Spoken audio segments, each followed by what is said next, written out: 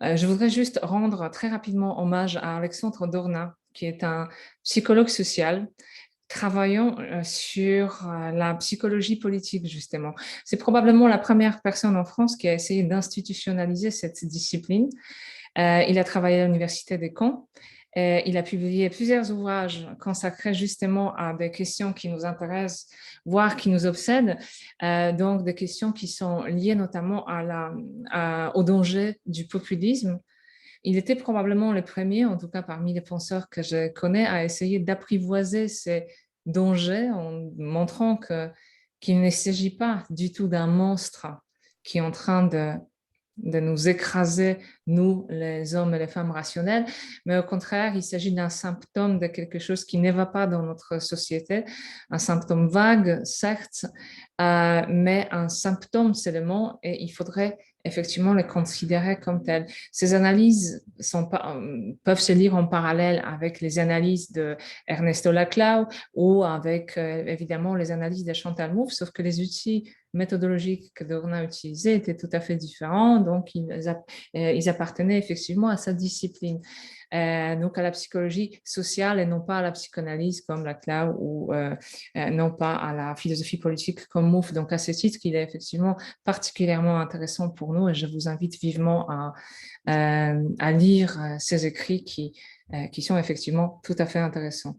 Bien, donc après cet hommage, parce qu'il nous a quittés, il devait parler à ce séminaire, il devait clôturer la première année, mais c'est là déjà où il a commencé à être malade et hélas, il n'a pas eu le temps de se remettre de sa maladie, ce que je regrette vivement.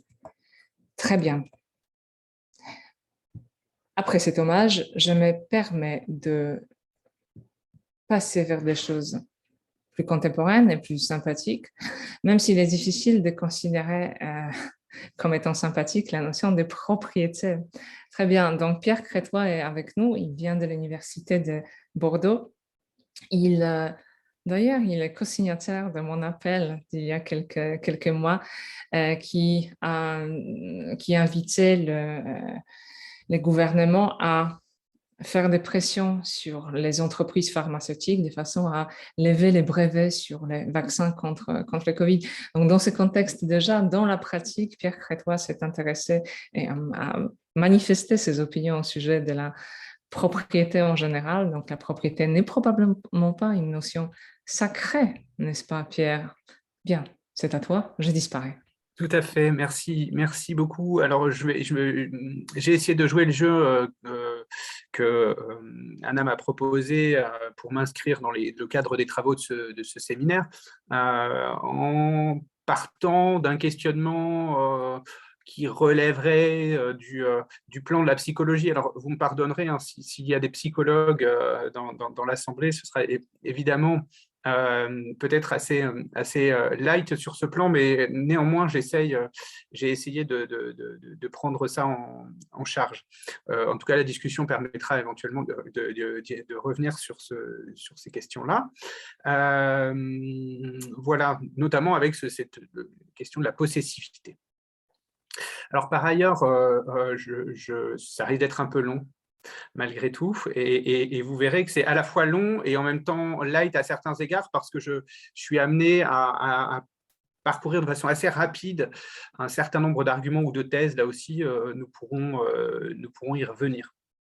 J'avais envie en fait de faire quelque chose d'un peu synoptique qui me permettait aussi de m'attarder sur quelque chose que j'avais pas pris en compte, puisque ma réflexion est plutôt une réflexion au départ d'histoire de la philosophie et ensuite de philosophie normative, dans laquelle je prends assez peu en compte la question, le volet psychologique. Et donc, la question du rapport entre le droit de propriété et les passions appropriatives est néanmoins d'une pertinence incontestable. Donc, au fond, ce séminaire aura été l'occasion pour moi d'y réfléchir un peu plus avant. Je dirais qu'un des arguments du sens commun en faveur de la propriété est que malgré ses éventuels défauts, hein, dont on ne peut pas s'affranchir, on ne pourrait pas s'en affranchir plutôt, hein, parce qu'il existerait dans toute l'espèce humaine et au-delà même chez les animaux territoriaux un instinct de propriété. que l'on constaterait déjà chez le jeune enfant qui se dispute pour avoir un objet à lui, à l'exclusion des autres. Or, s'il existe un tel instinct, cela semble impliquer que l'être humain est un animal possessif. J'entends par possessivité, il faut que je précise un peu, la tendance à considérer une chose comme la sienne, à l'exclusion des autres, avec toute une série de phénomènes secondaires associés à la possessivité. On peut penser à la jalousie, l'envie, l'exclusivité. En ce sens, je distingue par souci de précision la possessivité, qui traduit la passion exclusive du propriétaire à l'égard de ce qui lui appartient, du droit de propriété, dont l'objet est de régler par des lois et des règlements les limites à ce qui est permis quant à l'accaparement et à l'utilisation des choses, en vue de rendre celles-ci compatibles avec l'intérêt général et les droits d'autrui.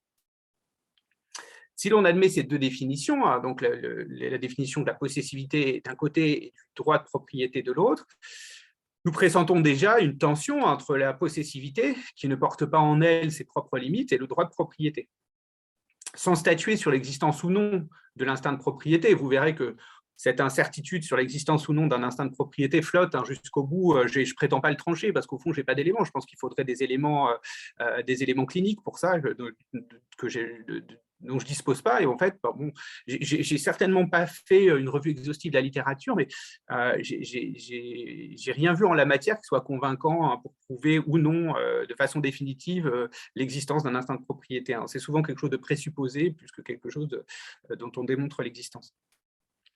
Et donc, sans statuer justement sur l'existence ou non de cet instinct de propriété, il s'agira de se demander s'il est possible de fonder le droit de propriété sur l'instinct d'appropriation, comme semble le véhiculer le sens commun. Et j'essaierai de montrer que, de même que l'on ne peut pas fonder ni justifier la liberté d'expression sur le besoin ou l'envie individuelle de s'exprimer, on ne peut pas non plus fonder le droit de propriété sur un hypothétique instinct de propriété et les phénomènes de possessivité liés à lui, malgré l'intuition du sens commun qui cherche à fonder l'un par l'autre.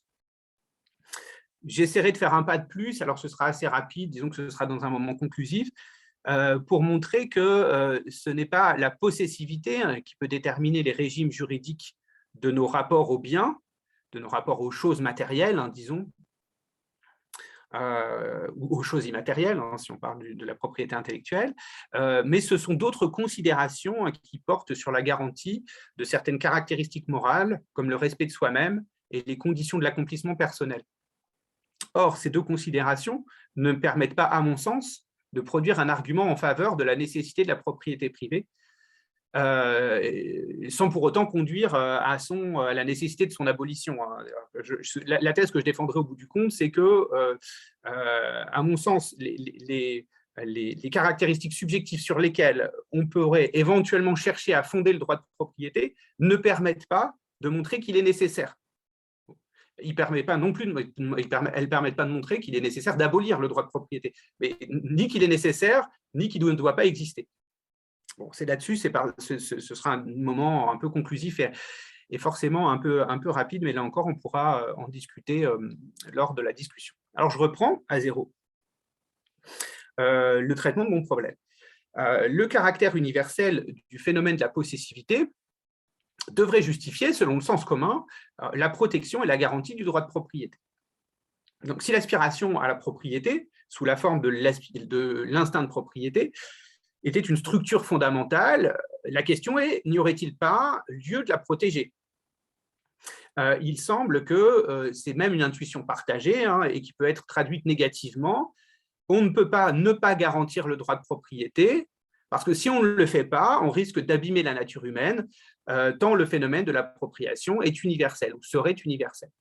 Ce type d'argument est, me semble-t-il, moins fréquent aujourd'hui, où les arguments conséquentialistes de l'économie ont pris le dessus sur les arguments naturalistes, mais il était très courant au XIXe siècle, le lien même indirect entre droit de propriété, le droit de propriété et l'instinct de propriété se trouve par exemple défendu sous la plume d'Adolphe Thiers dans son De la propriété, paru en 1848. Alors en 1848, il y a beaucoup de choses, c'est un moment révolutionnaire en France, mais il y a aussi le Qu'est-ce que la propriété de Proudhon, le manifeste du Parti communiste de Marx et Engels. Donc il y a beaucoup de choses à ce moment-là. Mais alors bon, Thiers, lui, défend le caractère sacré du droit de propriété en s'appuyant sur la notion d'instinct de propriété. Bon, et dans mes lectures, C'est, je crois, la première occurrence de cette expression instinct de propriété. Je cite Thiers, à la propriété mobilière du nomade succède la propriété immobilière du peuple agriculteur. La seconde propriété naît et avec elle, celle des lois compliquées, il est vrai, que le temps rend plus juste, plus prévoyante, mais sans en changer le principe. C'est ça qui est essentiel. La propriété résultant d'un premier effet de l'instinct, donc c'est ça le principe de la propriété, c'est l'instinct, devient une convention sociale, car je protège votre propriété pour que vous protégiez la mienne. Thiers va jusqu'à sacraliser le droit de propriété fondé sur la nature humaine et ses tendances psychologiques fondamentales, déraisonnablement niées, notamment par la pensée socialiste de Rousseau, nous dit-il, je cite Thiers, la propriété et la propriété individuelle est un des décrets du droit divin sur lesquels la philosophie, si dérisoirement nommée socialiste de Jean-Jacques, donc c'est Jean-Jacques Rousseau, a répandu dans ces derniers temps plus de ténèbres, le plus de paradoxes, le plus de sophismes destructeurs de toute société et par conséquent de toute humanité sur la Terre. C'est là que l'insurrection de l'ignorance et de la démence contre la souveraineté de la nature a été et est encore le plus blasphématoire de la société politique. On dirait que l'excès même de l'évidence du droit de propriété, a aveuglé en les éblouissant ces insurgés, donc les socialistes, inspirés par Rousseau, apparemment, d'après Thiers, contre la nature qu'on appelle les socialistes, donc ces insurgés contre la nature qu'on appelle les socialistes, sans doute comme on appelait à Rome les destructeurs des empires du nom des nations qu'ils avaient anéantis. Remettons sous les yeux des hommes de bon sens, riches, pauvres, indigents même, la vérité sur ce mystère sacré des lois de la propriété. Donc ce mystère sacré des lois de la propriété, en fait, serait fondé sur des règles psychologiques inhérentes à la nature humaine, et donc sur l'instinct de propriété. À cette période, j'ai remarqué dans mes lectures, à l'exception du mouvement ouvrier, une sorte d'unanimité en la matière entre juristes, philosophes, psychologues et hommes politiques. On s'appuie alors sur le comportement animal pour prouver, y compris que le droit de propriété revêt un caractère universel au-delà même du genre humain. En 1889, l'anthropologue Charles Le Tourneux étudie l'évolution de la propriété et s'intéresse à l'inscription biologique de l'instinct de propriété, y compris chez l'animal, pour là encore insister sur son aspect universel chez les animaux territoriaux. Je cite Le Tourneux, « Avant d'entamer l'étude des diverses formes et transformations de la propriété dans les sociétés animales et humaines, il ne sera pas inutile de remonter à l'origine même de l'instinct de propriété, C'est bien un instinct, nous dit-il, un penchant inné et dominateur.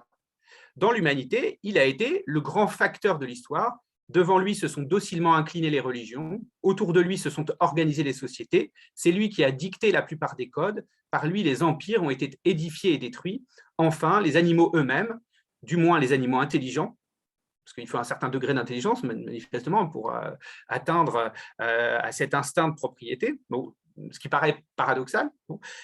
Soit c'est instinctif, soit ça relève au contraire de l'usage de la raison, mais quel que soit leur type zoologique, nous dit Le Tourneux, lui obéissent comme tous les hommes. Et donc, je ne rentre pas dans le détail de la démonstration. Ce que je souhaite retenir plutôt, c'est la justification de l'existence du droit de propriété sur l'universalité incontestable de l'instinct de propriété. Or, cet instinct semble naturellement devoir s'accompagner du phénomène de la possessivité en réponse au risque de la perte de propriété. Parmi ces effets secondaires à l'instinct de propriété, c'est-à-dire donc les phénomènes de possessivité, on peut penser au refus du partage, la tendance à l'accumulation, la jalousie, l'envie, l'avarice, pourrait être le cortège de passions qui accompagnerait naturellement et spontanément l'instinct de propriété. Or, précisément, il me semble à ce stade extrêmement difficile de justifier le droit de propriété par le phénomène de la possessivité qui accompagnerait l'instinct de propriété, que celui-ci soit ou non universel. Et cela pour plusieurs raisons. La première raison, c'est que les phénomènes de possessivité n'admettent pas nécessairement de limites en eux-mêmes et sont donc difficilement compatibles avec le droit, dont la fonction est de tracer des limites susceptibles de surmonter les différends qui surgissent au sein de la société. Et deuxièmement, la deuxième raison, c'est que les phénomènes de possessivité semblent faire obstacle au règne du droit qui suppose la capacité à prendre une distance raisonnable vis-à-vis de nos affects. Je vais d'abord revenir sur le premier point, pour le développer un peu. Donc le premier point, mon premier contre-argument face à cette thèse selon laquelle on pourrait fonder le droit de propriété sur l'instinct de propriété et donc le phénomène de possessivité, les phénomènes psychologiques de possessivité, je vais m'appuyer sur un certain nombre d'arguments qui ont été élaborés dans l'histoire de la philosophie, dont certains convergent. Certains penseurs médiévaux, je pense en particulier à Thomas d'Aquin dans la Segundae de la Somme théologique, en particulier la Quaestio 66, ou Guillaume d'Occam dans son court traité du pouvoir tyrannique, considèrent qu'avant la chute, c'est-à-dire avant l'apparition des vices, les êtres humains, donc bon, on est dans la mythologie chrétienne, hein, quand je dis mythologie, je ne dis rien de péjoratif, hein, c'est en tout cas dans l'histoire fondatrice partagée par les chrétiens, et même au-delà, hein, par les trois religions du livre, il y aura un moment d'avant la chute, et puis le moment qui suit la chute, où les hommes connaissent maintenant les vices. Et donc, avant la chute, les êtres humains auraient pu cohabiter sans rien s'approprier, c'est-à-dire dans une forme de communauté des biens. Mais après la chute, c'est-à-dire après le péché originel, les vices comme l'avarice, l'envie, c'est-à-dire au fond un certain nombre de phénomènes de possessivité, conduisent à la nécessité d'introduire le droit de propriété parce que leur expression risque d'être coûteuse sur les rapports humains. Auparavant, il n'y avait pas d'envie ou d'avarice, donc on pouvait vivre dans la communauté des biens, mais du fait de l'envie et de l'avarice notamment, la communauté des biens n'est plus possible, et donc pour se protéger de l'expression des vices les uns des autres, on doit introduire le droit de propriété. Donc, dans ce cadre, dans cette approche-là, le droit de propriété ne vise pas à protéger la possessivité. Il n'est pas fondé sur la possessivité, mais il est là au contraire pour limiter l'expression de la possessivité. Il est là pour introduire des limites, là où les passions sont sans limite. Et donc, le droit de propriété doit être introduit non pas pour faire droit au phénomène de la possessivité, mais au contraire pour le domestiquer et lui imposer des limites extérieures et raisonnables. Chez Hobbes, le fait que les enfants ou les êtres humains, avant le contrat social, tendent à revendiquer des droits à tout, ne fonde pas le droit de propriété, mais au contraire conduit au fait que personne n'a rien. On trouve ça notamment dans les éléments de la loi naturelle et politique, au chapitre 14. Hobbes nous dit « Natura dedit omnia omnibus », la nature a tout donné à tous. Et dans une situation où tout le monde peut prétendre avoir des droits sur tout, nul ne peut prétendre avoir un droit exclusif à quelque chose, c'est-à-dire un droit à quelque chose qui exclut absolument les prétentions des autres. Donc, il n'y a pas de propriété. Quand tout le monde prétend avoir un droit sur tout, il n'y a pas de propriété. Et donc, le droit de propriété ne peut être introduit que si chacun renonce à une forme d'expression illimitée de la possessivité, c'est-à-dire renonce à toucher à ce qui n'est pas à lui, et donc renonce à ses droits sur tout. La possessivité, de ce point de vue, serait sans limite. La possessivité naturelle, le droit de propriété serait introduit précisément pour la discipliner et en limiter les prétentions. Et c'est ainsi, au fond, me semble-t-il, que ça fonctionne chez Hobbes. Pour ce qui concerne la question de l'éducation, parce qu'il y a aussi cette question du rôle de la propriété dans l'éducation, est-ce qu'il y aura une tendance spontanée à la propriété ou est-ce que la propriété est acquise? De ce point de vue, une idée acquise, de ce point de vue-là, Locke défend une thèse intéressante dans ses quelques pensées sur l'éducation. Locke pense que les phénomènes de possessivité sont naturels, mais il recommande de domestiquer ces phénomènes de possessivité par l'introduction de tendances opposées chez l'enfant. Il faut le pousser à agir contre ces tendances à la possessivité, notamment en le poussant à être libéral, c'est-à-dire généreux. Je cite Locke, quant à la passion que les enfants témoignent pour la propriété, apprenez-leur à partager facilement et gaiement tout ce qu'ils ont avec leurs amis. Au paragraphe 105 de ces mêmes pensées, sur l'éducation, Locke avait déjà insisté sur l'amour de la domination qui s'exprime à travers, je le cite, les désirs des enfants d'avoir des choses à eux. Il recommande en réponse de développer dans l'enfant, je le cite, des sentiments contraires. Donc, la passion de la propriété n'est pas du tout, chez Locke du moins, le fondement d'un droit quelconque.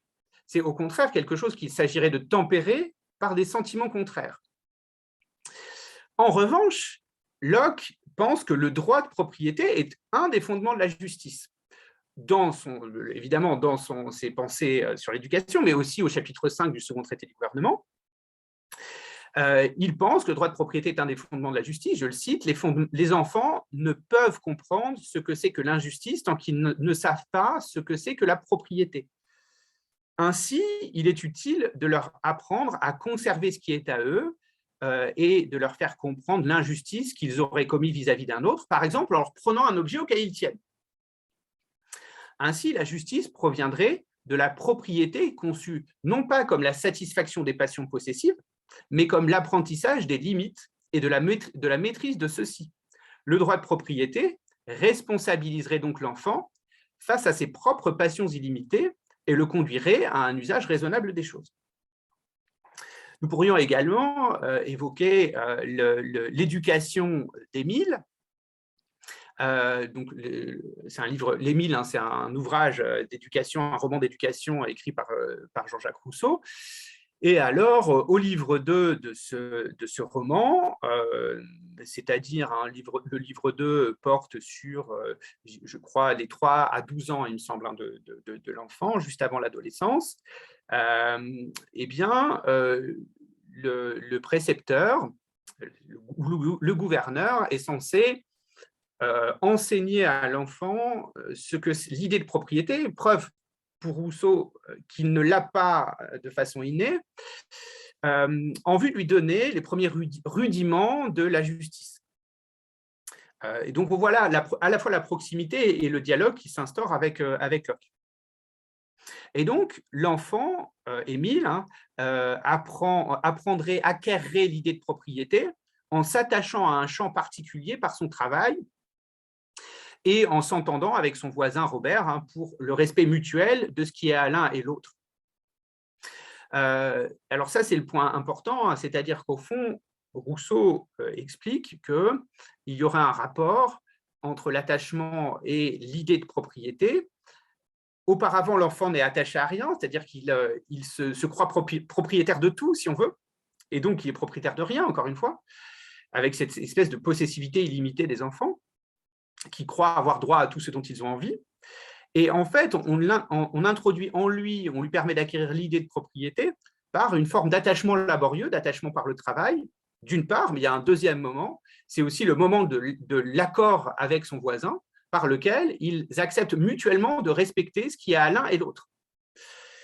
Preuve qu'au fond, encore une fois, le droit de propriété n'est pas une sorte de produit spontané des passions humaines, mais selon Rousseau, il est acquis par la stabilisation de l'attachement dans le travail et par un accord mutuel.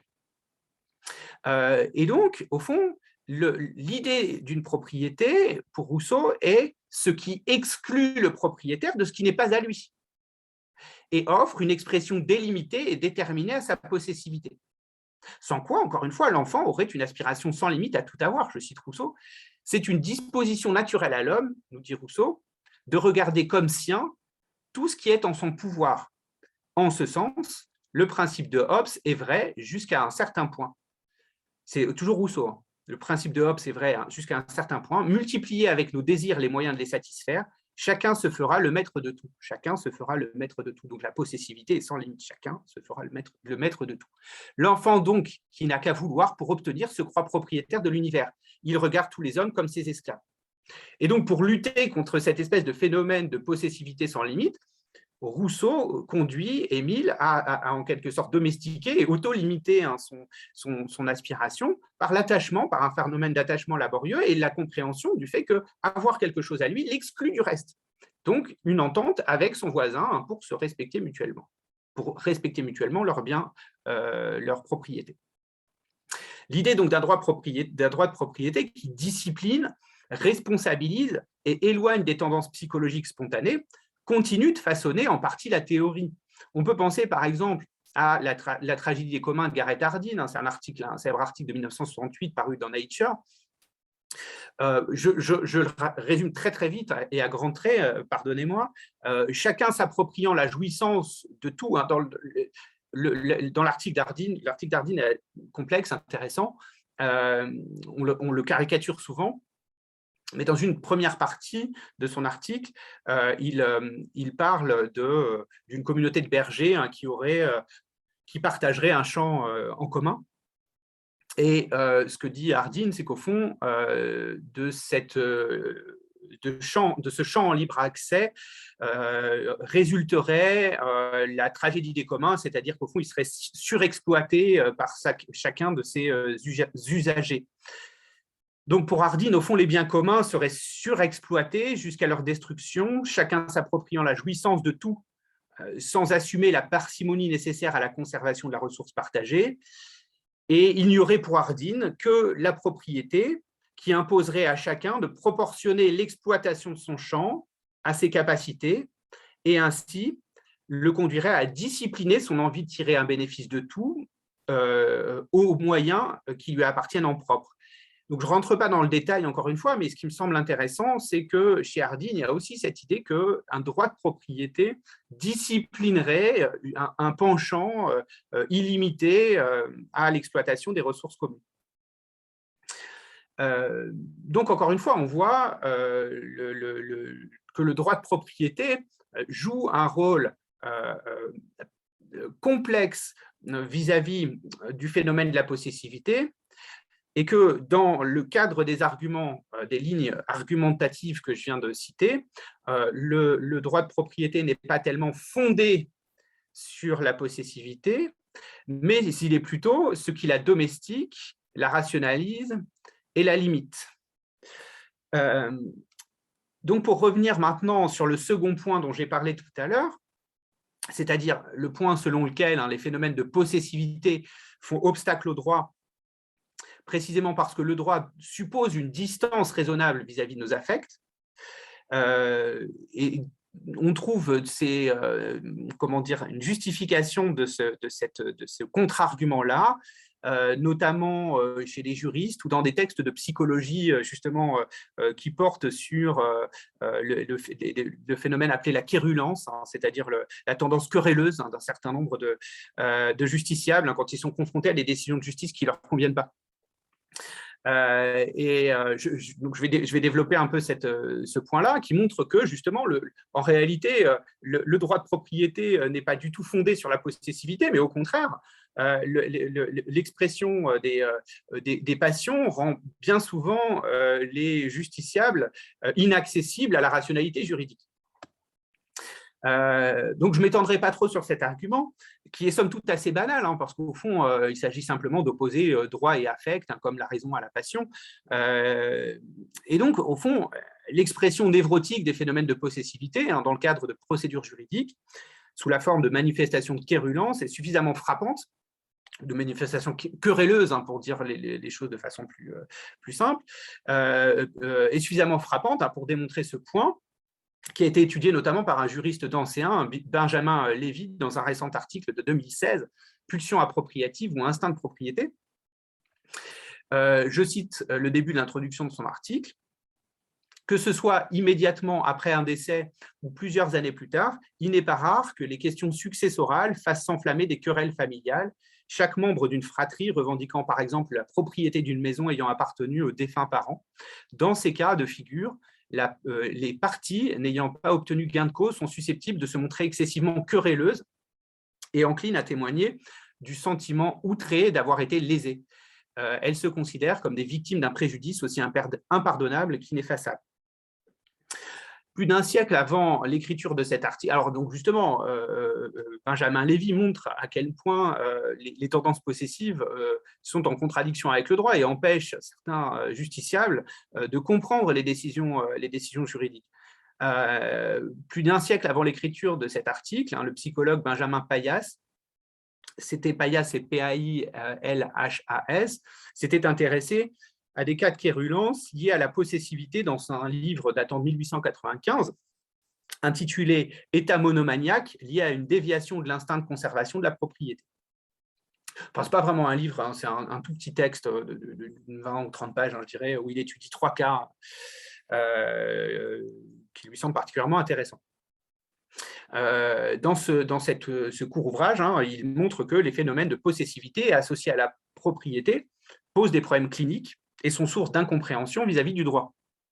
Je le cite, « Je voudrais arrêter votre attention sur une particularité d'ordre mental que la pratique médico-légale a offerte à mon observation et qui se rattache à une variété de tendances psychopathiques dont le support physiologique semble bien être ce qu'on a désigné sous le nom d'instinct de propriété. » Cet instinct d'où procède, alors là on voit que fonctionnait à plein aussi une forme d'idéologie, hein, qui est forte au XIXe siècle, dont je parlais au début, c'est-à-dire la croyance dans le fait qu'il y a un instinct de propriété et que cet instinct de propriété est quand même fondamentalement bien. Fondamentalement bon, en tout cas, louable. Néanmoins, justement, Paillasse insiste, et je vais terminer la citation, insiste sur le fait que, corrélativement ou de façon secondaire à cet instinct de propriété, s'expriment des formes morbides ou, pathologiques de possessivité qui rendent difficile la compréhension de décisions juridiques. Donc je termine la citation. Cet instinct, d'où procède le désir louable de posséder, et l'envie cupide, l'acquisition légitime et le vol, l'économie et l'avarice engendrent aussi, à côté de l'amour du bien possédé légitimement acquis, l'attachement immodéré et déréglé à ce bien. Donc on voit bien que les expressions pathologiques ou morbides de possessivité dérivent bien de la même racine, c'est-à-dire l'instinct de propriété. Alors même si, quand bien même Paillasse essaie de sauver l'instinct de propriété. Je termine la citation. Et c'est cette tendance ainsi déviée du pur et simple sentiment de la conservation de la propriété, distincte du désir excessif d'accumulation, qui est l'avarice, que nous avons vu constituer des états morbides. Et donc, il est particulièrement intéressant de souligner que Paillasse ne fait pas de la possessivité excessive une série de conduites liées à l'instinct de propriété qui en lui-même serait louable. En tout cas, si, il considère qu'il y a un lien, hein, que les formes morbides sont liées à l'instinct de propriété, mais néanmoins, on peut quand même sauver l'instinct de propriété. De ce fait, hein, il tend à pathologiser des phénomènes de possessivité excessive. Je le cite, hein, « C'est utilement que les magistrats connaîtront ces variétés nosologiques.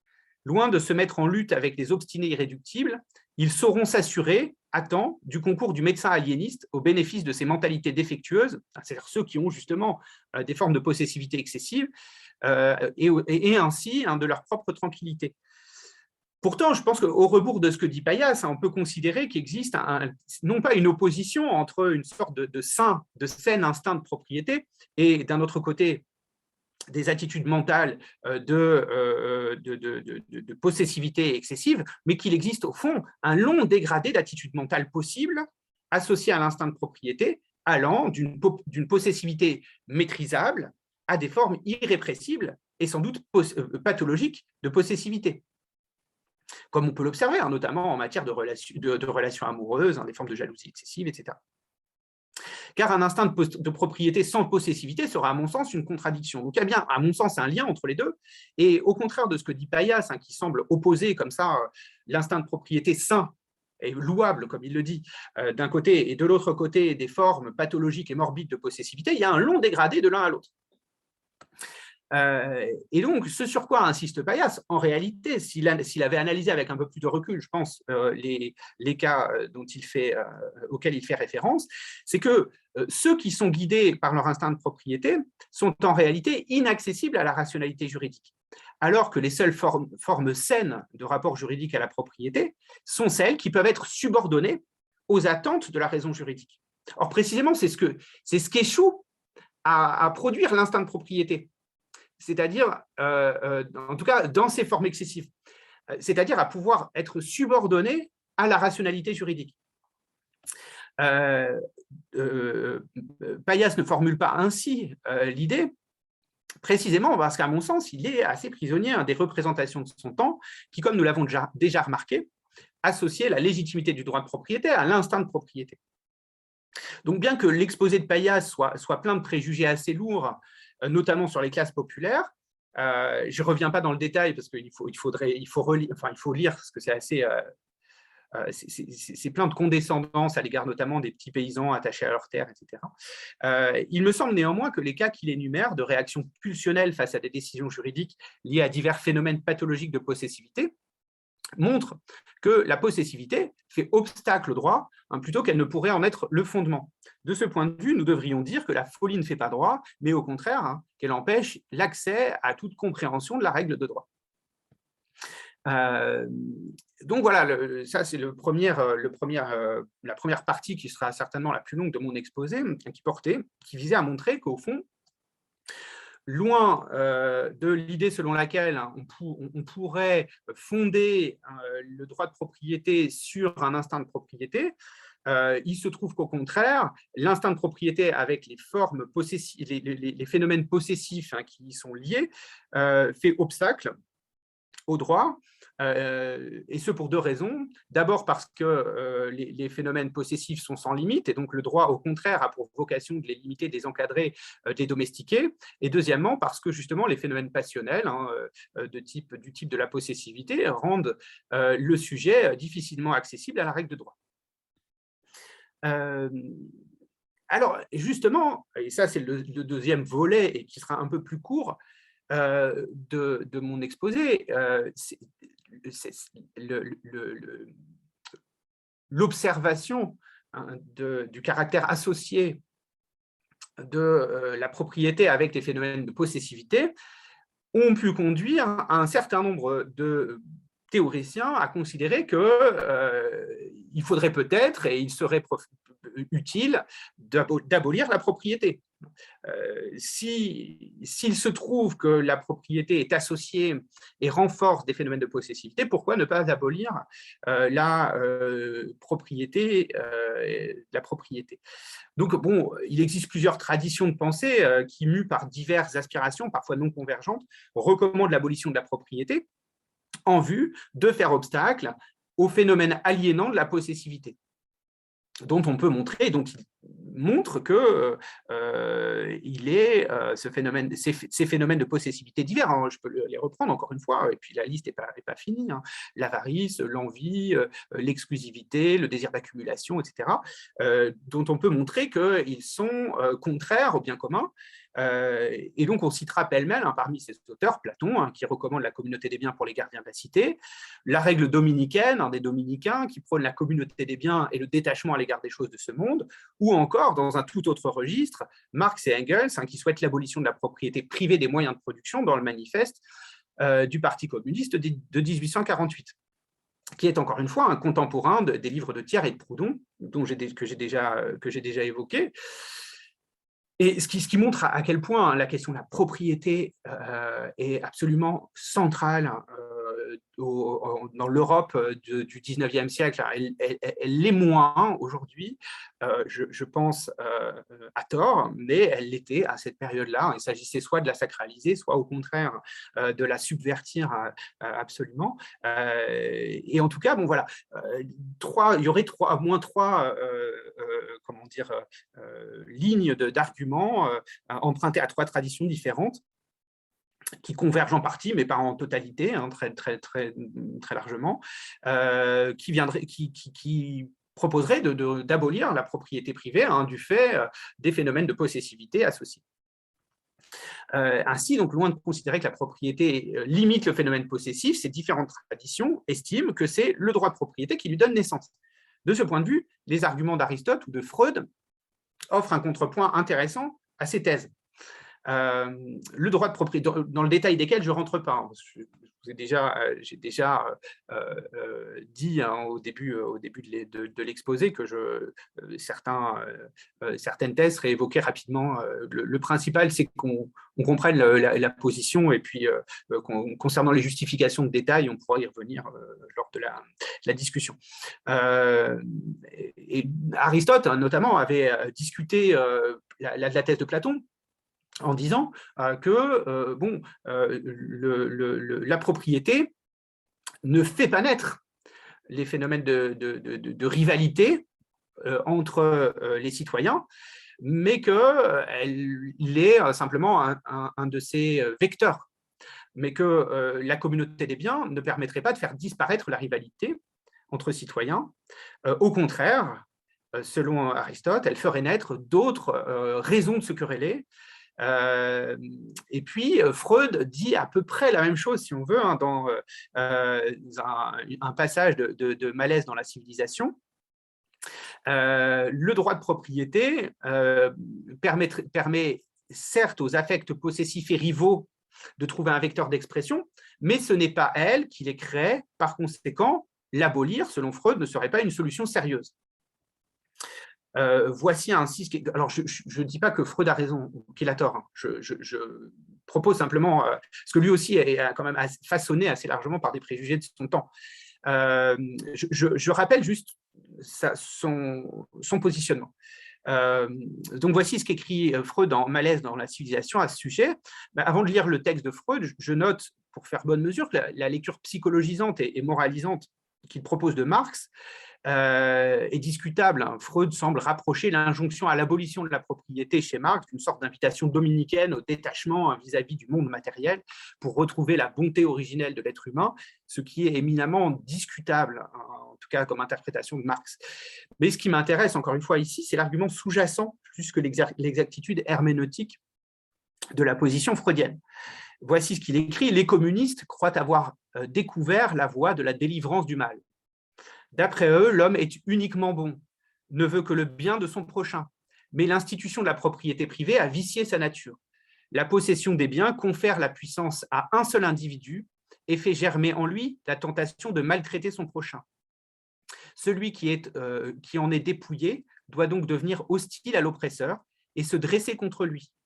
Lorsqu'on abolira la propriété privée, qu'on rendra toutes les richesses communes et que chacun pourra participer au plaisir qu'elle procure, la malveillance et l'hostilité qui règnent parmi les hommes disparaîtront. Comme tous les besoins seront satisfaits, nul n'aura plus aucune raison de voir un ennemi en autrui, tous se plieront bénévolement à la nécessité du travail. La critique économique du système communiste n'est point mon affaire, et il n'est pas possible d'examiner si la suppression de la propriété privée est opportune et avantageuse. En ce qui concerne son postulat psychologique, je ne me crois toutefois autorisé à y reconnaître une illusion sans consistance aucune.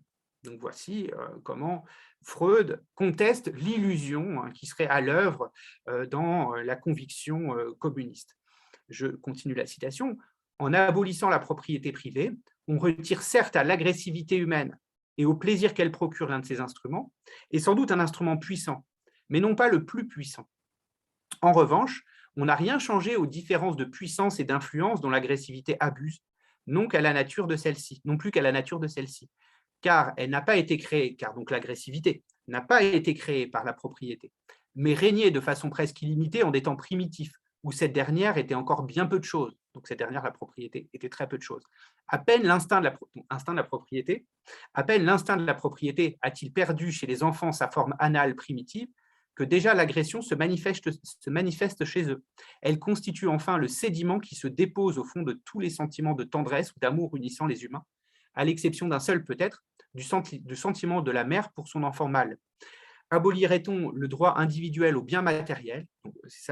Voici la conclusion de Freud. Abolirait-on le droit individuel au bien matériel, que subsisterait le privilège sexuel d'où émane obligatoirement la plus violente jalousie, ainsi que l'hostilité la plus vive entre des êtres occupant autrement le même rang. Ainsi, pour Freud, il est illusoire de vouloir se départir des phénomènes de possessivité qui ont leurs racines dans l'exclusivisme sexuel et la jalousie qui l'accompagne et se développe dès le plus jeune âge chez l'enfant, car elle est le corollaire agressif et morbide de l'attachement. Donc pour résumer l'acquis de notre réflexion jusqu'à ce stade, je dirais que l'une ou l'autre des voies, celle qui considère que le droit de propriété est une limite au phénomène de la possessivité, ou celle qui considère que le droit de propriété est ce dont dépend l'existence des phénomènes de possessivité, conduisent non seulement à rejeter, conduisent l'une et l'autre à un certain nombre de difficultés, et me semble conduire au fond à rejeter la pertinence de la dialectique ou de la tentative pour fonder la possessivité, en tout cas le droit de propriété, sur les phénomènes de possessivité.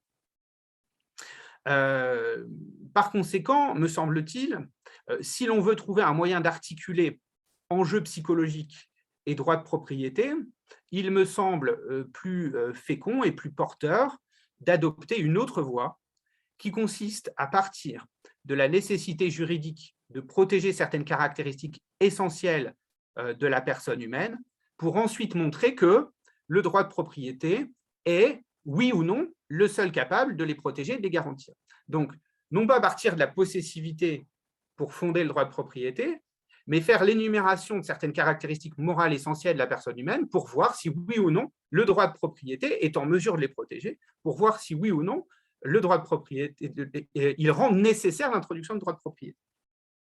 Donc essayons d'évaluer de façon, ce sera forcément aussi, il est assez rapide parce que je vais essayer de ne pas déborder les 10 minutes qui me restent.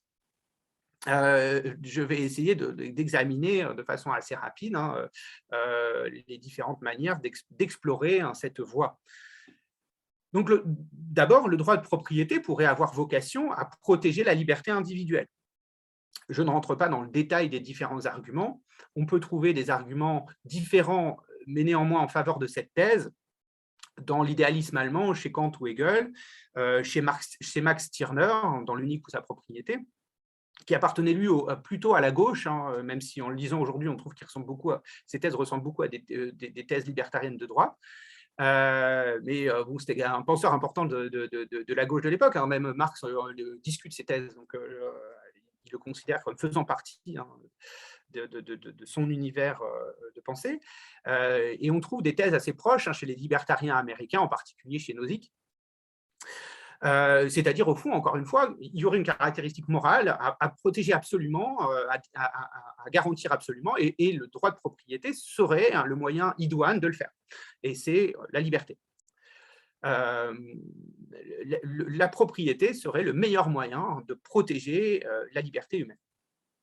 Le problème de cette thèse est qu'elle ne permet pas de définir, qu'elle ne permet pas de faire la différence entre la propriété qui protège la liberté et celle qui, au contraire, permet de mettre en cause la liberté d'autrui à travers des phénomènes de domination qui peuvent s'exprimer notamment dans nos rapports juridiques aux choses, notamment à travers la propriété des moyens de production, la propriété des capitaux. On voit très bien comment la propriété peut certes, sous un certain angle et dans un certain cadre, protéger la liberté individuelle, mais aussi donne aux possédants les moyens d'opprimer les autres, ou au moins d'exercer une forme de domination sur les autres. Par conséquent, cette thèse ne me semble pas, ces arguments me semblent extrêmement limités, les arguments qui cherchent à fonder la nécessité du droit de propriété sur la préservation de la liberté. On pourrait aussi chercher à fonder le droit de propriété sur l'accès aux subsistances. C'est ce que font notamment Thiers ou avant-Thiers au XVIIIe siècle, des économistes qui s'appellent les physiocrates. Ils disent qu'au fond, il est nécessaire d'introduire le droit de propriété, donc la propriété de ma personne, la propriété des fruits de mon travail et la propriété des champs, pour assurer ma subsistance. Et ça aussi, c'est un long. Ce sont des thèses qui auront une longue descendance et qui fonctionneront assez dans les décennies qui suivront, notamment sous la plume de certains juristes, notamment un commentateur du Code civil qui s'appelle de Molombe, qui commente l'article 544 du Code civil, en faisant référence à Thiers d'ailleurs. Et il écrit la chose suivante: l'homme placé en présence de la matière a conscience du pouvoir qui lui a été donné sur elle pour satisfaire aux besoins de son être. Donc les pouvoirs qui ont été donnés à l'homme sur la matière lui ont été conférés pour satisfaire à ses besoins. Je continue la citation: roi de la nature inanimée ou non intelligente, il sent qu'il a le droit de la modifier, de la gouverner, de la refaire à son usage. C'est là le sujet de la propriété, qui n'est légitime qu'à condition de s'exercer sur les choses et jamais sur les personnes. Donc pas d'esclavage, mais on a le droit de s'approprier les choses. Mais justement, par rapport à cette thèse, il y a déjà eu beaucoup de réponses, notamment une réponse d'un auteur du XVIIIe siècle contre les physiocrates qui s'appelle Mably, M-A-B-L-Y, qui a pu montrer que la propriété, même sur les choses, donne un pouvoir sur les autres en matière d'accès à la subsistance. Et il fait référence, à quoi fait référence Mably quand il dit ça? Il fait référence à des phénomènes de spéculation qui ont eu lieu au XVIIIe siècle sur les prix du grain qui ont permis à certains, appelés des accapareurs, on appellerait aujourd'hui des spéculateurs, de monopoliser les récoltes de grains pour pouvoir fixer eux-mêmes les prix.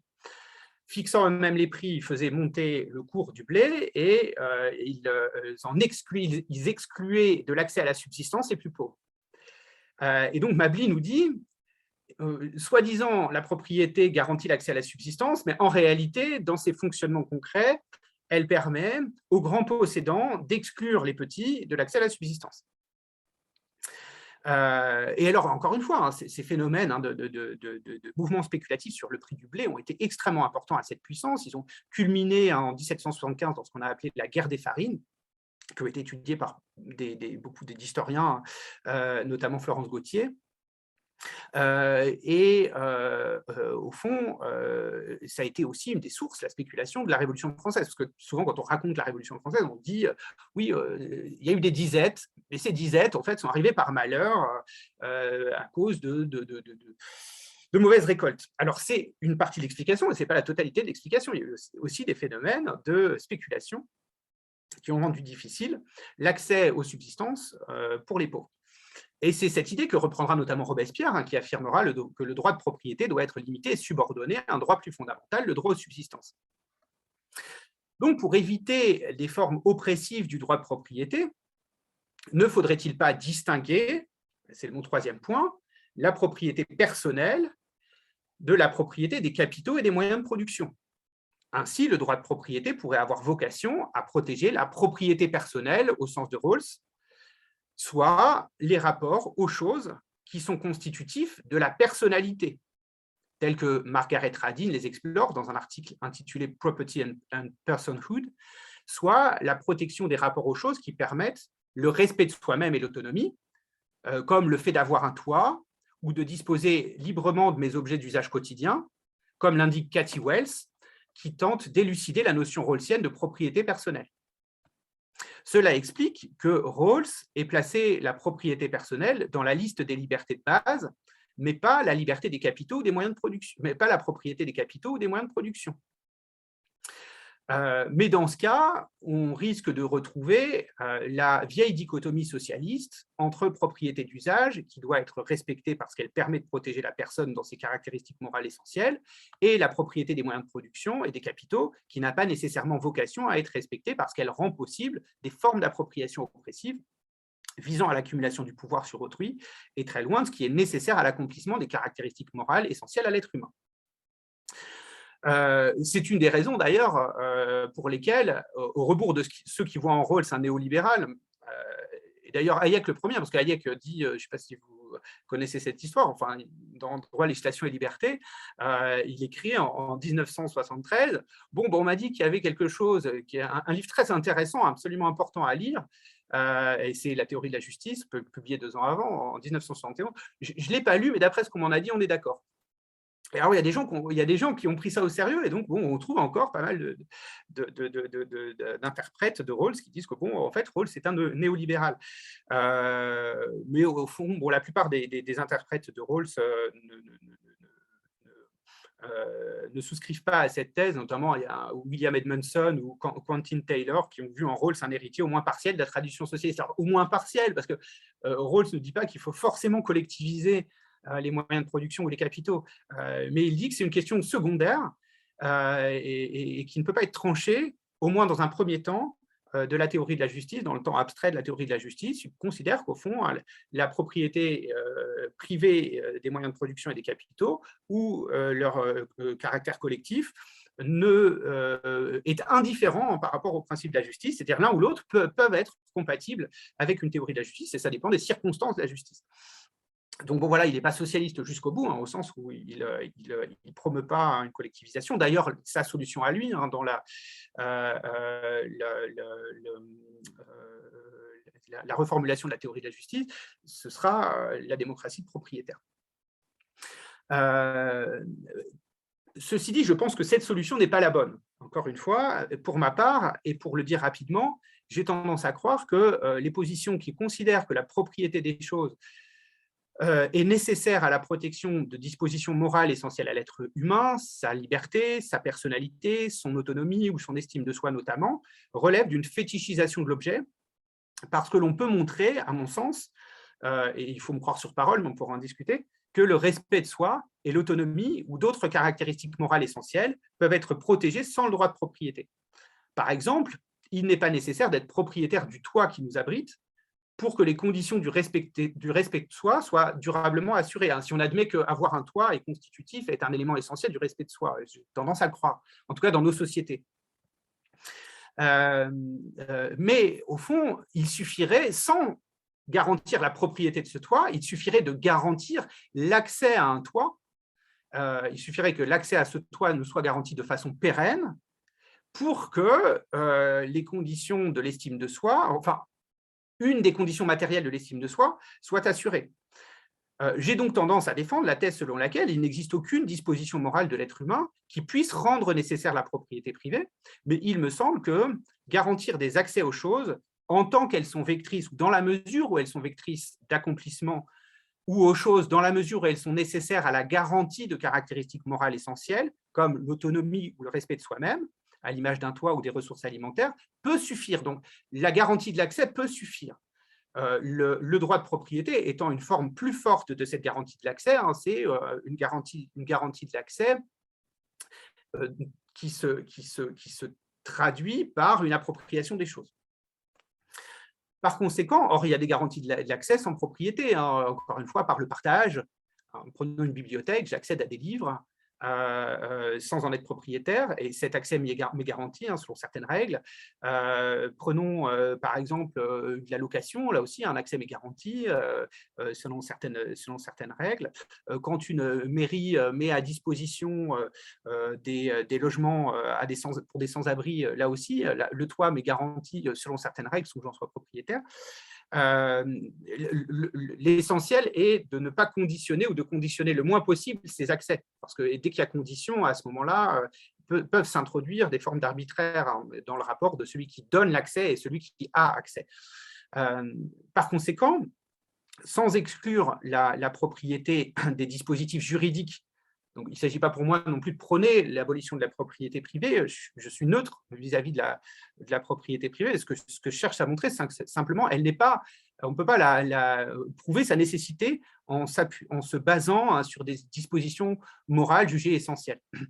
Donc, sans exclure la propriété des dispositifs juridiques capables de protéger des caractéristiques morales essentielles aux êtres humains, je nie qu'elle puisse être considérée comme nécessaire, d'une part, et j'affirme surtout qu'elle n'a de valeur qu'instrumentale vis-à-vis de la réalisation des caractéristiques morales dont nous avons parlé, et qu'elle n'a donc rien de fondamental ou de juridiquement principiel.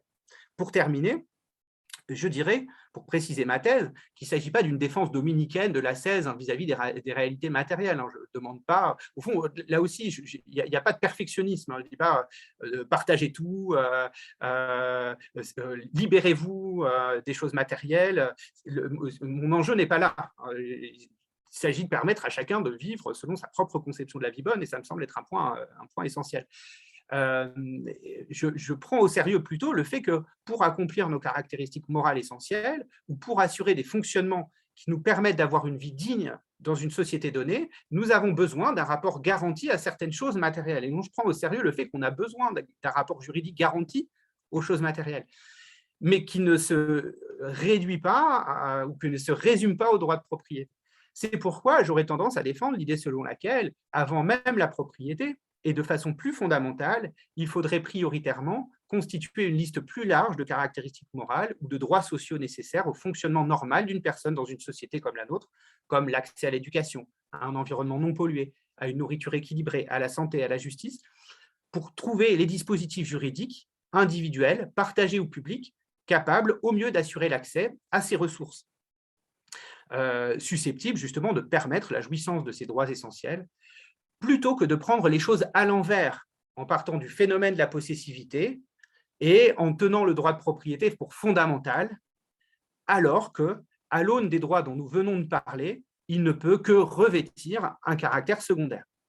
Je vous remercie de votre attention et je suis désolé d'avoir un peu débordé. Non, c'était vraiment super. Merci infiniment. C'était vraiment très intéressant. Euh, ouais, je ne m'attendais pas à ce que tu prennes cette direction parce que là, la fin, ça peut être interprété tantôt comme une invitation à une théorie des capacités, si on veut, tantôt comme une invitation à une espèce de théorie de justice à la Walzer, quelque chose comme ça. Et justement, comment tu te situes par rapport à ces traditions? Ce serait ma question la plus manifeste. Oui, alors effectivement, disons qu'au fond, j'ai tendance à me retrouver dans les objections que Sen adresse à Rawls. Parce qu'effectivement, je crois que… Et en même temps, je me retrouve aussi dans les objections que Rawls fait à Sen, hein, parce que, bon, on pourra rentrer éventuellement dans le détail, mais je suis assez sympathique à la théorie des capacités d'Amartya Sen. Et effectivement, ce qui compte, me semble-t-il, c'est moins d'avoir des ressources que de pouvoir accéder à ce qui en elle est constitutif de mon accomplissement. Et donc de fonctionnements qui peuvent varier en fonction de la nature des sociétés dans laquelle chacun vit. Quant à Walzer, je ne m'y suis pas appesanti parce qu'au fond, à ma connaissance, mais corrige-moi si je me trompe ou comble mes lacunes, n'hésite pas, je ne crois pas qu'il parle de propriété, donc en fait, j'ai considéré que je pouvais m'en passer, mais peut-être à tort. Non, non, mais bien sûr, c'était pas forcément qu'il parle spécialement de la propriété, mais c'est vraiment ces conceptions assez pluralistes qui vont insister davantage sur la définition de la pluralité précisément des besoins avant d'essayer de trouver une espèce d'élément constitutif qui irait pour tout le monde, hein. C'est surtout ça qui me paraissait pertinent. Je ne sais pas, cher public, si tu as des questions, donc c'est les moments.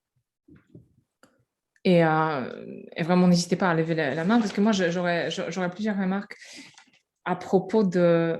En fait, j'aimerais bien que tu nous dises quelque chose de plus clair, mais vraiment pour des raisons pédagogiques sur Locke et la propriété. Ouais. Est-ce que donc tu as très joliment insisté sur le fait, et ça c'est quelque chose que j'ignorais, que d'une part, donc, il y a ces sentiments des possessivité qui nous invitent plutôt à limiter, et de l'autre côté, il y a ces droits des propriétés qui est pour lui fondamental comme une porte d'entrée à la justice.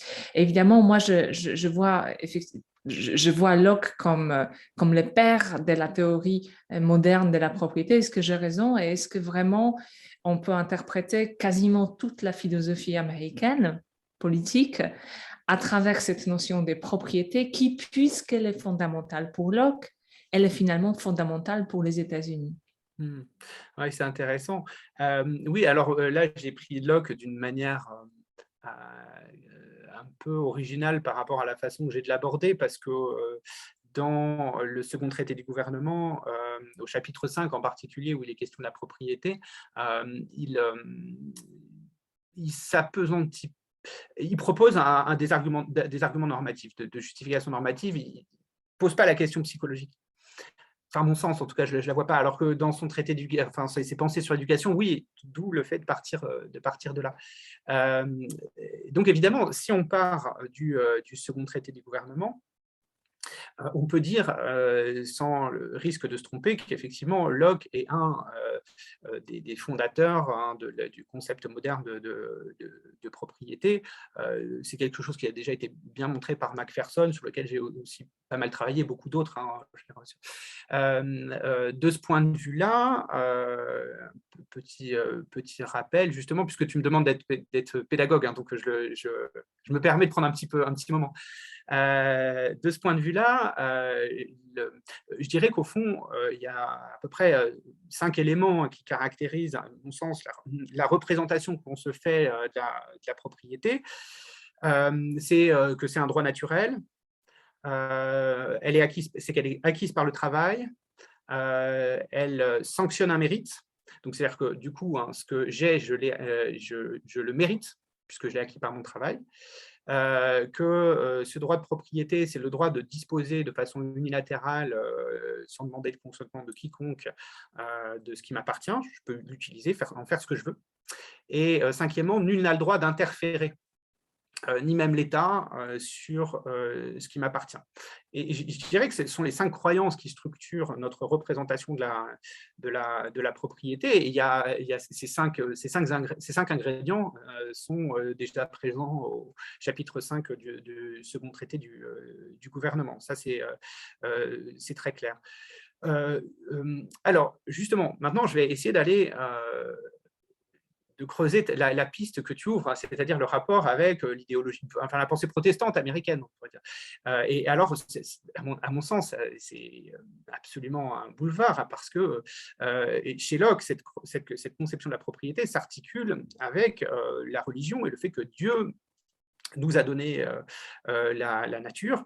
Et alors, il nous a donné la nature, mais il nous a donné notre propre personne pour qu'on en prenne soin. C'est-à-dire que les dons que Dieu nous a faits ne sont pas simplement des dons qui nous permettent de disposer absolument comme on le souhaite de ce qu'on a, mais plutôt des dons qui sont articulés à des devoirs, d'où une forme de perfectionnisme libéral, hein, chez Locke.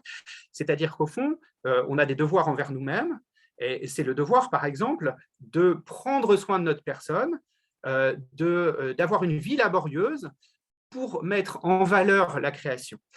Et de cette façon, notre activité personnelle rejaillit aussi sur les autres, puisque la façon dont on améliore la création par notre propre travail comme, si je puis dire, en parlant comme les économistes, des externalités positives, c'est-à-dire représente des avantages pour le reste de la société. Et donc, de cette façon-là, on voit comment s'articule chez Locke de façon assez complexe je dirais, une sorte de libéralisme standard et également un perfectionnisme libéral selon lequel, au fond, ces droits qui nous sont donnés ne sont pas donnés absolument pour en faire ce qu'on veut. Hein, comment dire, mais plutôt, ces droits nous sont donnés pour qu'on en use raisonnablement. Et d'où, il me semble aussi, cette croyance qui est partagée, je crois, assez largement aux États-Unis, hein, selon laquelle il est nécessaire de travailler. Et la vie digne et la vie laborieuse. Et que ce que l'on a, on l'a eu par notre travail, on le mérite, d'où le mythe du self-made man, etc.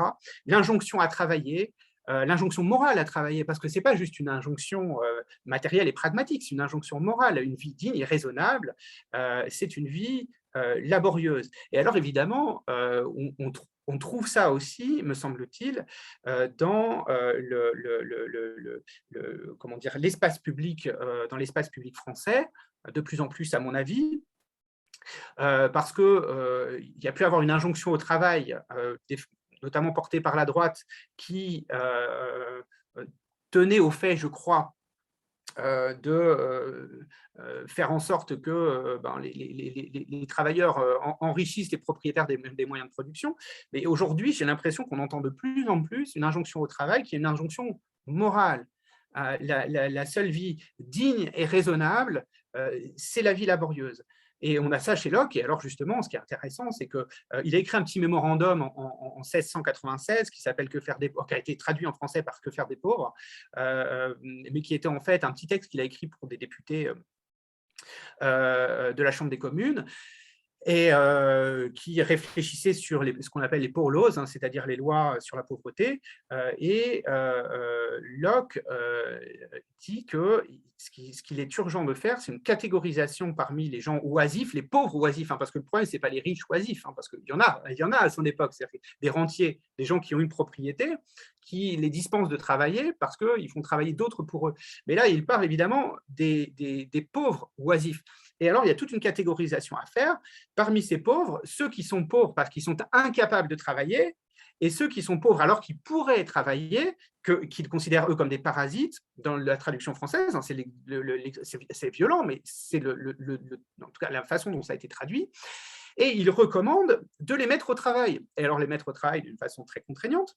Vous voyez, encore une fois, on est libre de travailler ou non, mais il n'est pas digne, une vie sans travail n'est pas digne d'être vécue, il faut se mettre au travail, et par la contrainte, et sinon on les met aux galères. S'ils ne veulent pas se mettre au travail, on les met aux galères.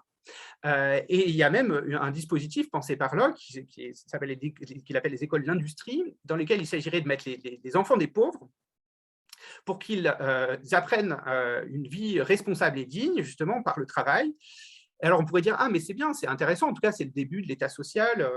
Mais non, parce qu'en fait, ces écoles de l'industrie, elles sont financées par les enfants eux-mêmes, par les produits du travail des enfants eux-mêmes. C'est-à-dire qu'il faut qu'elles ne coûtent rien à la paroisse.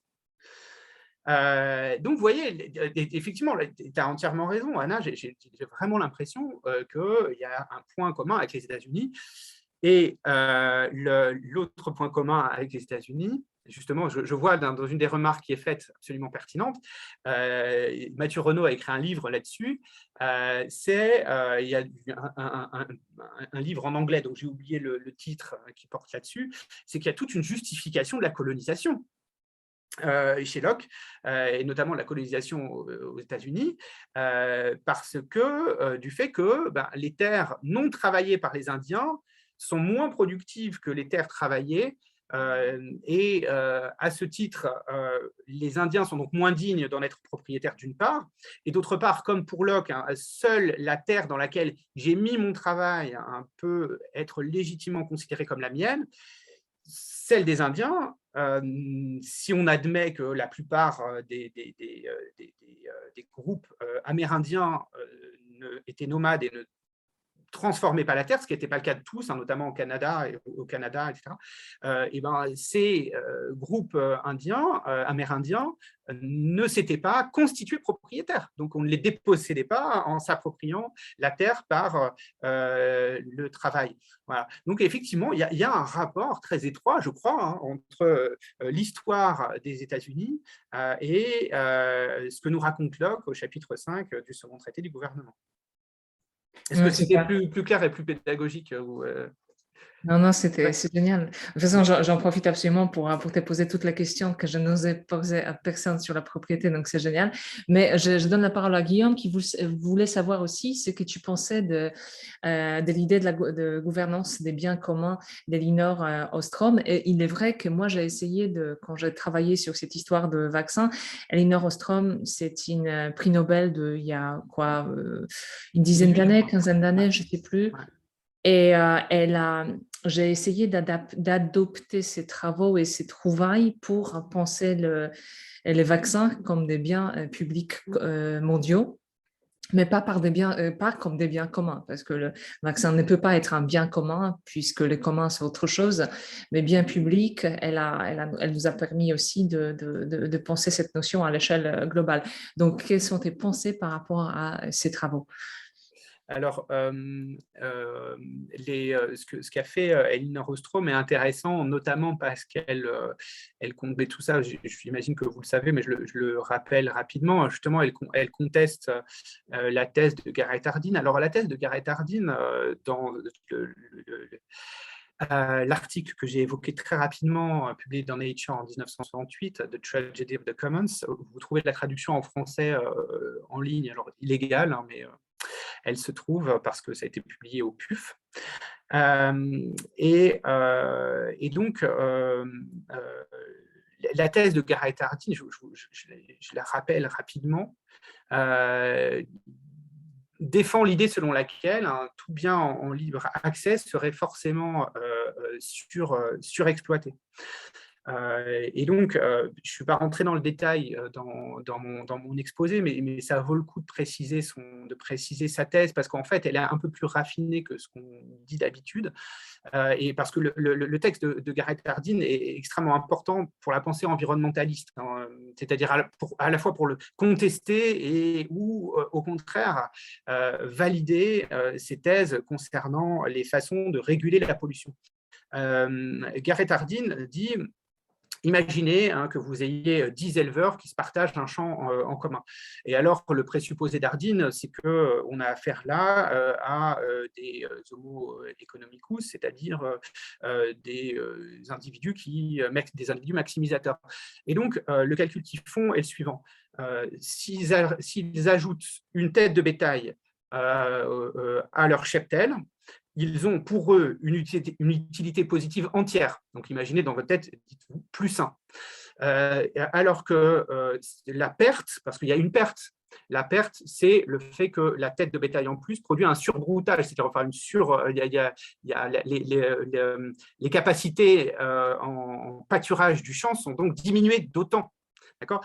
Mais la perte, elle est divisée par 10, puisque, mettons, là, je dis qu'il y a 10 paysans. Donc, ils ont une utilité entière positive de plus 1 et une utilité négative de 1 sur 10.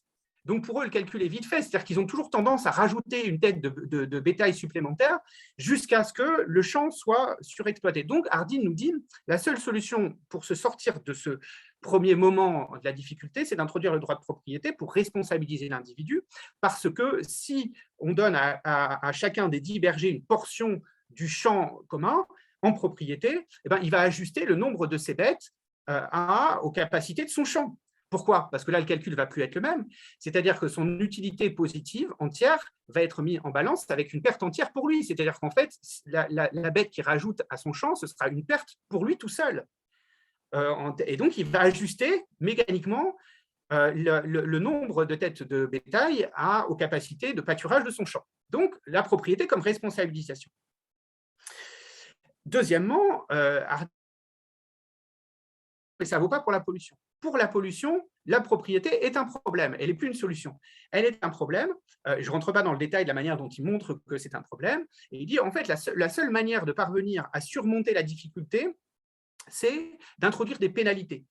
Les pénalités visent à faire en sorte que le propriétaire internalise la perte. C'est-à-dire quand on pollue, on produit ce qu'on appelle un coût social. C'est un coût social, j'utilise ma voiture, elle pollue, je ne paye pas ce coût. C'est-à-dire qu'en termes de poussière, de nécessité de soigner les gens, etc., il y a un coût social de l'usage que je fais de mon véhicule thermique que je ne paye jamais. Donc, comment faire pour parvenir à responsabiliser les individus vis-à-vis de la pollution ?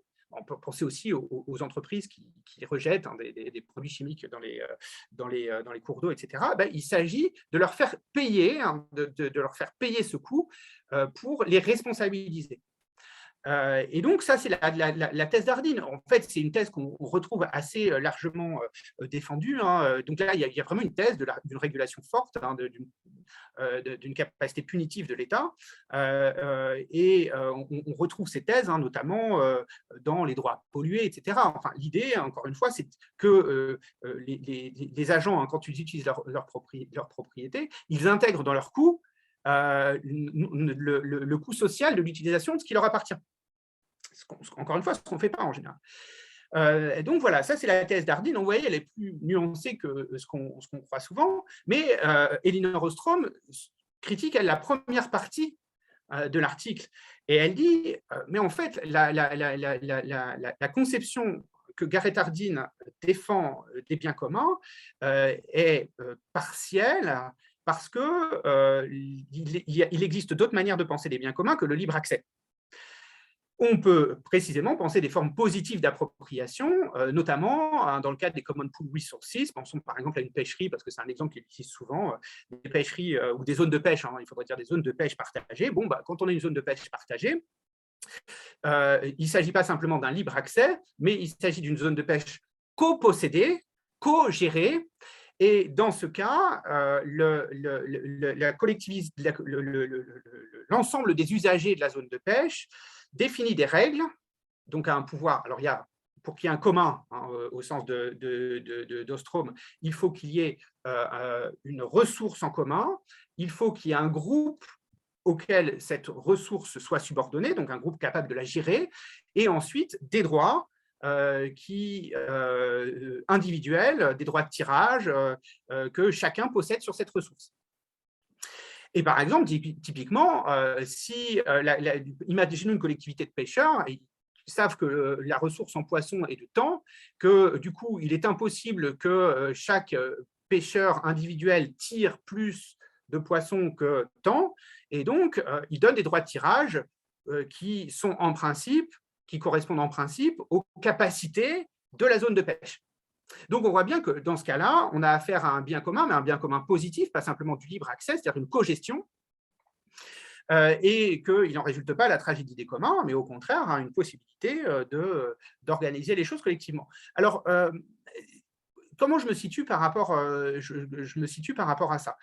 Je dirais qu'au fond, Elinor Ostrom s'appuie plutôt sur des exemples canadiens, d'Europe du Nord ou des États-Unis, mais par exemple sur cette question des zones de pêche, de la pêche, en fait, en France, c'est géré par l'État. Alors, à tort ou à raison, parce que justement, Elinor Ostrom considère qu'on devrait aussi accorder plus d'autonomie aux collectifs de travailleurs, etc.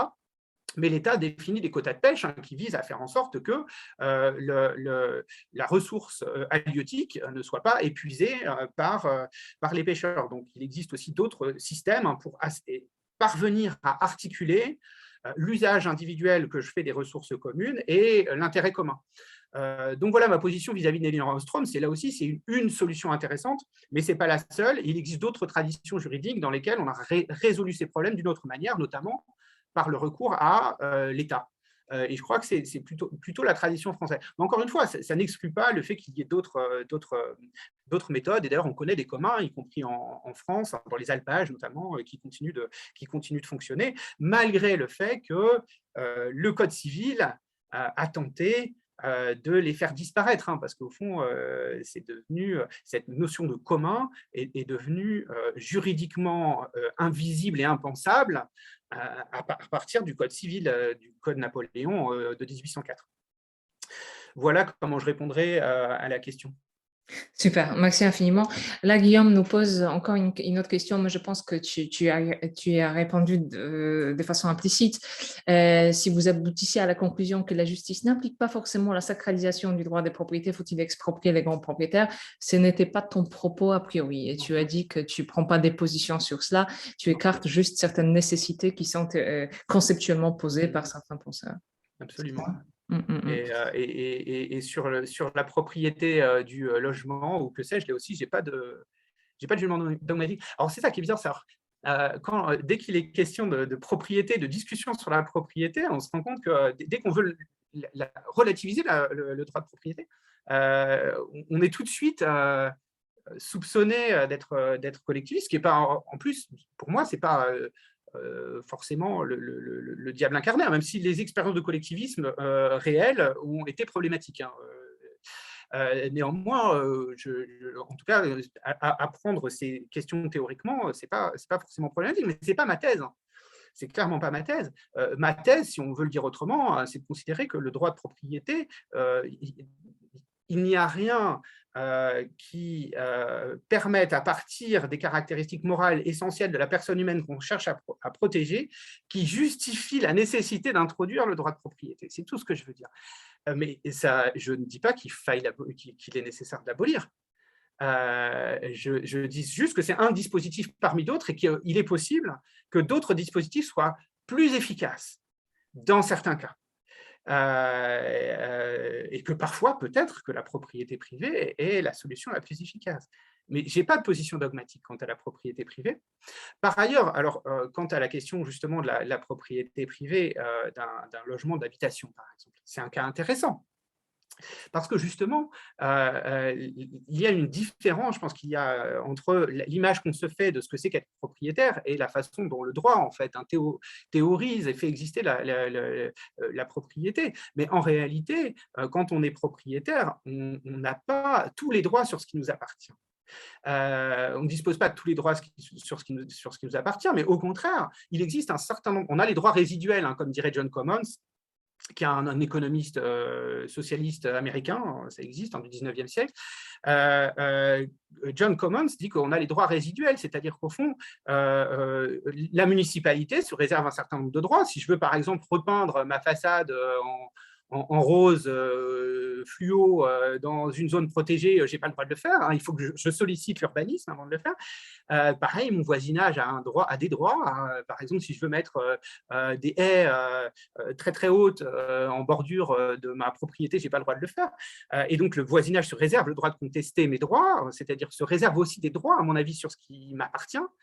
Et donc, ma thèse, c'est que si on veut penser correctement le droit de propriété, enfin, les régimes d'appropriation, c'est qu'en fait, on ne peut pas se prétendre propriétaire absolu de ce qui nous appartient. On a simplement un certain nombre de droits relatifs compatibles avec les droits des autres. Et donc, pour le dire encore autrement, ma thèse concernant la propriété, c'est une thèse qui consiste à dire qu'il faudrait donner une définition contractualiste au sens de Scanlon de la propriété, c'est-à-dire une conception de la propriété qui intègre ce que nous nous devons les uns aux autres, c'est-à-dire qui cherche à énumérer les droits qui m'appartiennent, qui sont compatibles avec les droits des autres. Autrement dit encore, je ne peux pas être plein propriétaire des choses. Les choses sont inappropriables et fondamentalement copossédées. Là, je parle trop rapidement, je suis désolé, mais c'est vraiment une de mes thèses fondamentales en matière de propriété. Et vraiment, vraiment, ça n'a rien à voir avec, enfin, peu de choses à voir avec la tradition socialiste. C'est-à-dire, moi, je ne crois pas que la solution soit dans le fait de sacraliser la petite propriété d'usage et de récuser la grande propriété. Je pense que c'est la conception qu'on se fait, parce que je crois qu'en fait, c'est la pensée socialiste limitée à ça, et juste le reflet mimétique de la pensée, de la pensée capitaliste, hein, je dirais. Pour moi, le problème est dans la conception spontanée et erronée qu'on se fait de la propriété. Et la croyance qu'on a, hein, selon laquelle on pourrait être plein propriétaire des choses. Je pense que c'est une croyance mais sans aucun fondement, et qui est un des pires dangers pour la justice. Pour ceux qui veulent, qui ont à cœur de protéger, de promouvoir la justice, devraient s'efforcer de concevoir une version plus relative et plus modeste des droits de propriété. Je crois que je ne pourrais pas te poser ma question sur Rousseau parce que la discussion continue sur la propriété. Et Guillaume nous dit que les évangiles qui parlent d'intendance plutôt que de propriété n'offrent pas-ils un bon intermédiaire? Et Eva ajoute une remarque sur la particularité de la situation berlinoise récente que tu connais sans doute. Mais quand même, dit-elle, la propriété des grands fonds d'investissement, comme à Berlin, ne peut pas être mise sur le même plan que la propriété privée d'individus, par exemple. À Berlin, il y a eu un référendum le 27 septembre dernier pour l'expropriation des grands propriétaires, et le oui l'a importé à une grande majorité. Est-ce qu'on ne pourrait pas considérer ces propriétaires comme des détenteurs des moyens de production, mais indirectement, c'est-à-dire qu'ils n'épuisent pas le fruit du travail à la source, mais via le paiement du loyer des milliers de personnes? Alors, il y aurait beaucoup de choses à dire. Les deux questions sont hyper intéressantes. Alors, je vais donner que des pistes, à moins, je ne sais pas le temps qui nous reste, mais je vais donner des pistes. Non, mais c'est toi, c'est ta famille et tes enfants qui nous limitent. Je donne quelques pistes. Alors, justement, sur la question des évangiles, hein, et du fait qu'on serait seulement, comment dire, dépositaire, hein, c'est l'expression effectivement dépositaire d'un don divin. Alors, je ne dirais pas que c'est les évangiles, hein, je dirais que c'est une certaine interprétation de la pensée chrétienne qui n'est pas partagée par tous les chrétiens, mais qui aujourd'hui est assez largement partagée par le pape, justement le pape François, qui dans sa dernière encyclique Fratelli Tutti a défendu la thèse selon laquelle justement, alors il parle de destination universelle, ça aussi c'est un vieux truc hein, dans la pensée chrétienne, la destination universelle des biens, et que donc l'appropriation privative des ressources matérielles n'est légitime qu'à partir du moment où elle est compatible avec la destination universelle des biens. Et qu'est-ce que c'est que cette destination universelle des biens? C'est le fait que les ressources matérielles du monde ont vocation à permettre la subsistance de tous. Et si ça n'est pas le cas, quand ça n'est pas le cas, l'appropriation privative doit être considérée comme secondaire. Jean-Paul II avait déjà dit des choses un peu comme ça, mais François va plus loin en la matière. Bon, alors ce pape, j'étais assez critique au départ, hein, mais quand il va voir les migrants dans la période actuelle, pour dire ce qu'il dit, quand il critique l'absolutisme propriétaire, je le trouve relativement courageux. Voilà. Mais oui, effectivement, il y aurait quelque chose à faire avec une interprétation possible de la pensée chrétienne, mais là aussi, il ne faut pas… Le christianisme, si vous voulez, enfin, dans sa version catholique, hein, c'est un peuple de gens qui ont autant de tendances, hein, dans lesquels il y a autant de tendances que dans les autres peuples, hein, si on veut, c'est-à-dire des gens qui ont une sensibilité sociale et puis d'autres pas du tout. Hein. Donc, je ne dirais pas que c'est les évangiles, parce qu'on peut trouver aussi éventuellement dans les évangiles des choses qui sont peut-être moins partageuses. Et donc, pour répondre à la deuxième question, quand je dis que je remets en cause l'approche socialiste, ce n'est pas pour dire qu'ils ont tort de considérer que les grands propriétaires ont une part de responsabilité plus grande que les petits, mais ils ont tort en pensant que on a correctement traité la question quand on a fait simplement la différence entre les grands et les petits. Moi, je pense qu'on a correctement traité la question quand on a fait une analyse, une critique approfondie du droit de propriété, qu'elle soit grande ou petite, cette propriété a la même structure. Et donc, moi, je ne pense pas qu'il faille la défendre dans sa forme petite ou dans sa forme grande. Pour répondre à la question maintenant qui concerne le phénomène de la rente, parce que c'est ce que vous décrivez, c'est des rentes locatives, hein, effectivement, des fonds d'investissement, et notamment des fonds d'investissement de retraités. Vous savez, hein, parce que là, c'est aussi un des phénomènes qui se mordent la queue, hein, si vous voulez, un des phénomènes circulaires. C'est-à-dire qu'en fait, comme on a dans la plupart des pays d'Europe, hein, des retraites par capitalisation, eh ben, les fonds de pension de retraite font des investissements pour pouvoir ensuite entretenir leurs retraités. Et parmi les investissements, il y a des investissements immobiliers, parce que le revenu immobilier est plutôt assez bon, alors moins à Paris, mais beaucoup à Berlin, justement. Là, on a affaire à précisément des phénomènes de rente dont parlait Proudhon. Et Proudhon dit exactement ça. Hein. Qu'est-ce que la propriété, 1848 ? Proudhon dit, mais en réalité, la propriété, il pointe le paradoxe de l'idéologie propriétaire, un des paradoxes en disant la propriété est censée être acquise par le travail, mais dans le phénomène de rente, la propriété permet le non-travail, puisqu'on a affaire à ça.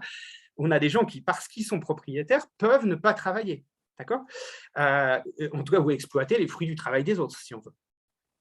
Et donc, de ce point de vue-là, je ne dirais pas qu'on peut l'assimiler à des moyens de production, c'est un type de rente un peu différent, mais c'est néanmoins quelque chose de problématique.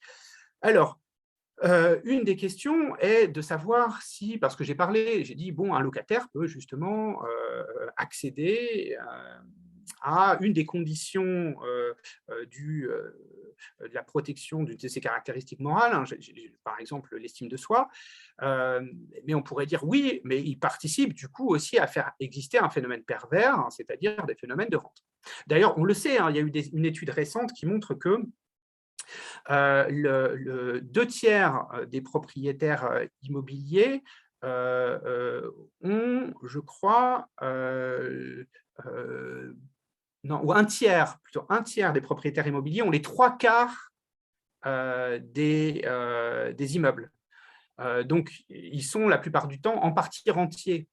Alors, est-ce que la location ne favorise pas ça ? Alors, il y a des traditions juridiques, hein, justement, notamment dans le nord de l'Europe, où on a des formes de location qui sont, au fond, assurées par l'État ou assurées par les municipalités, et qui permettent de faire en sorte qu'elles n'entretiennent pas, l'accès au toit par la location n'entretient pas des propriétaires qui cherchent à dégager un bénéfice.